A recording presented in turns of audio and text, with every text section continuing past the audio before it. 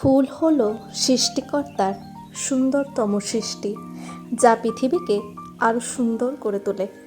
আমাদের এই মন যদি ফুলের মতো পবিত্র হতো, তাহলে জীবনে কখনো সুগন্ধের অভাব হতো না। সূর্যের আলো ছাড়া যেমন ফুল ফোটানো সম্ভব নয়, তেমনি ভালোবাসা ছাড়া আমাদের এই হৃদয় প্রস্ফুটিত হওয়া সম্ভবই নয়। আবার একটি নতুন ভিডিও নিয়ে তোমাদের কাছে হাজির হয়ে গেছি। তো তোমরা ভিডিওটি দেখতে থাকো, আর ভিডিওটি ভালো লাগলে একটি লাইক, শেয়ার আর সাবস্ক্রাইব করতে ভুলো না যেন। আর প্লিজ কমেন্ট করো। নমস্কার বন্ধুরা, তোমরা সবাই কেমন আছো? আশা করি ভালো আছো। তো আমি একটা ভাজার রেসিপি নিয়ে এসেছি আজকে। এটা নিশ্চয়ই সবাই চেনো, এটাকে সজনে ডাঁটা বলে। তো এই ডাঁটাটা নরম নয়, একটু বয়স হয়ে গেছে এই ডাঁটাটা। এর সঙ্গে আমি ডুমো ডুমো করে আলু কেটে নিয়েছি। তো এটা আজকে ভেজে আমি দেখাবো। তো তোমরা সবাই দেখতে থাকো কেমনভাবে এটা আমি ভাজি। কড়া গরম হয়ে গেছে, এর মধ্যে আমি জল দিয়ে দিচ্ছি। কড়াটা খুব গরম হয়ে গেছে, এর মধ্যে আমি জল দিয়ে দিচ্ছি। 1 চামচ নুন দিয়ে দিলাম, দিয়ে এই খাড়াটা দিয়ে দিলাম, আলু আর খাড়াটা।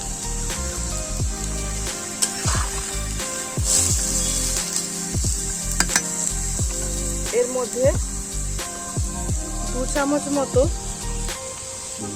হলুদ গুঁড়ো দিচ্ছি।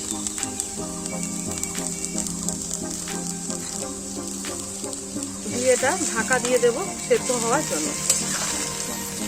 খুব বেশি সেদ্ধ হবে না, এটা অর্ধেক সেদ্ধ হবে।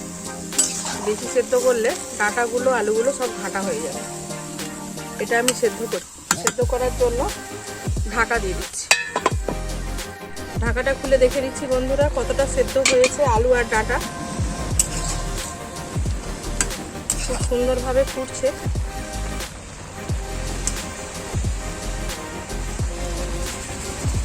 আলু ডাঁটা সবই আর একটু করে সেদ্ধ হবে, তারপরে আমি নামিয়ে নিচ্ছি।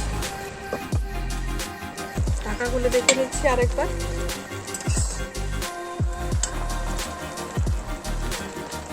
এই দেখুন ডাঁটাগুলো খুব সুন্দর সেদ্ধ হয়ে গেছে, আলুগুলো সেদ্ধ হয়ে গেছে। এই অবস্থাতেই আমি নামিয়ে নিচ্ছি, জলটা ছেঁকে নেব।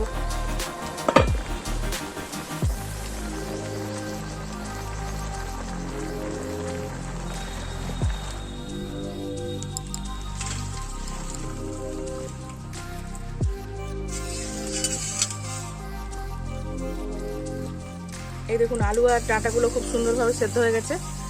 কড়াও গরম হয়ে গেছে। এবারে কড়াই আমি সরষের তেল দিয়ে দিচ্ছি।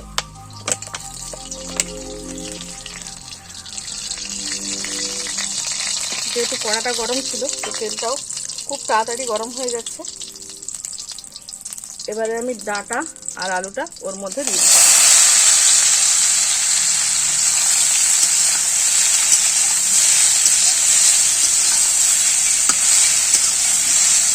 তেলে এটা হালকা করে নেড়ে নিয়ে এর মধ্যে লঙ্কা বাটা আর গ্রেডারে গ্রেড করা পেঁয়াজ দিয়ে দিচ্ছি। গ্রেডারে গ্রেড করা পেঁয়াজ এটা দিয়ে দিলাম।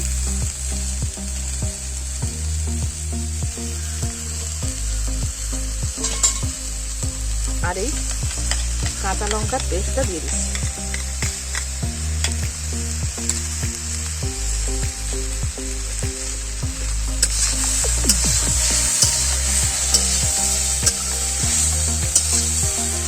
আবার নাড়তে হবে, এটা হালকা আছে নাড়লেই সব থেকে ভালো হবে। বেশি আঁচ দেওয়া যাবে না।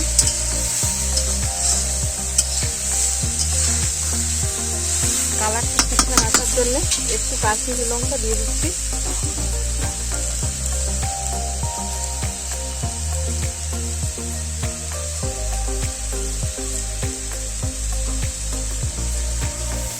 একটু ধনে গুঁড়ো,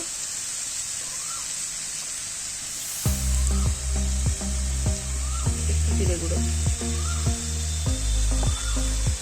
একটু সামান্য নুন দিচ্ছি।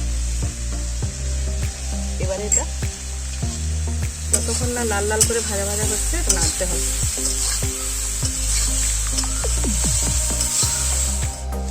কড়ার চারপাশে মিলে দিচ্ছি।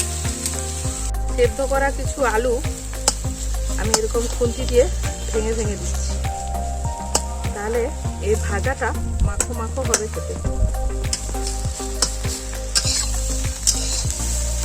আমার এখানে পেঁয়াজ বাটাটা একটু কম হয়ে গেছে বন্ধুরা, তো তোমরা এতে আরেকটু পেঁয়াজ বাটা দিয়ে ভাজবে, তাহলে আরও খেতে ভালো লাগবে। এবারে আমি এটা নুন ঝাল কেমন হয়েছে একটু দেখে নিচ্ছি। নুনটা একটু লাগবে বন্ধুরা, আমি একটু নুন দিয়ে দিচ্ছি এই ভাজাটা। ঝালটা ঠিক আছে, নুনটা দিয়ে দিলাম। এটা আরও কিছুক্ষণ ভাজতে হবে, যতক্ষণ না কালো কালো হয়ে যায়, মশলাগুলো পেঁয়াজটা পুড়ে পুড়ে যাবে, তখন এটার ভাজাটা ঠিকঠাক হবে। এইভাবে হবে, সবগুলো এরকম পুড়ে পুড়ে যাবে, তখন ভাজাটা খুব সুন্দর লাগবে খেতে। আপনারা বাড়িতে ট্রাই করবেন, আমাকে জানাবেন কমেন্ট করে অবশ্যই যে কেমন হলো। আমাদের এই খাড়া ভাজাটা বাড়িতে প্রায় হয়, আমাদের বাড়ির সবাই খুব ভালোবাসে খেতে। এটা কিন্তু নরম সজনে ডাঁটা দিয়ে করবেন না, তাহলে এটা খাঁটা হয়ে যাবে আর ভালো লাগবে না অতটা খেতে। এটা এই মোটা মোটা এই যে সজনে ডাঁটাগুলো বয়স হয়ে গেছে, সেইটা দিয়ে করলেই এটা ভালো লাগবে খেতে। আর এর সঙ্গে আলু ঠিক এইভাবে মোটা মোটা যেরকম ডাঁটা এই রকমভাবে আলু মোটা মোটা করে কাটতে হবে, তবে এটা খেতে ভালো লাগবে। পুরোটাই সরু সরু ঝিরিঝিরি করে কাটলে চলবে না।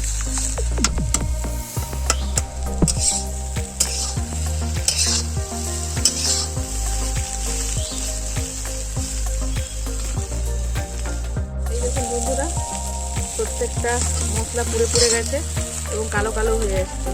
এই অবস্থায় আমি এটা নামিয়ে নেব।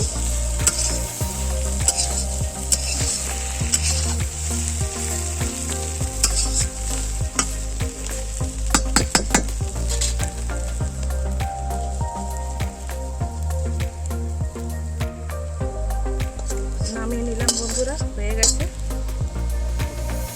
আমার এই খাড়া ভাজার রেসিপিটা। যদি আপনাদের ভালো লেগে থাকে আমাকে কমেন্টে অবশ্যই জানাবেন। লাইক কমেন্ট শেয়ার করতে ভুলবেন না, চ্যানেলটি সাবস্ক্রাইব করতে ভুলবেন না। আজকের মতো এখানে টাটা। আজকের মতো এতটাই। পরবর্তী রেসিপি নিয়ে আবার তোমাদের সামনে হাজির হয়ে যাব। আর ততক্ষণের জন্য সবাই ভালো থেকো, সুস্থ থেকো। Good night.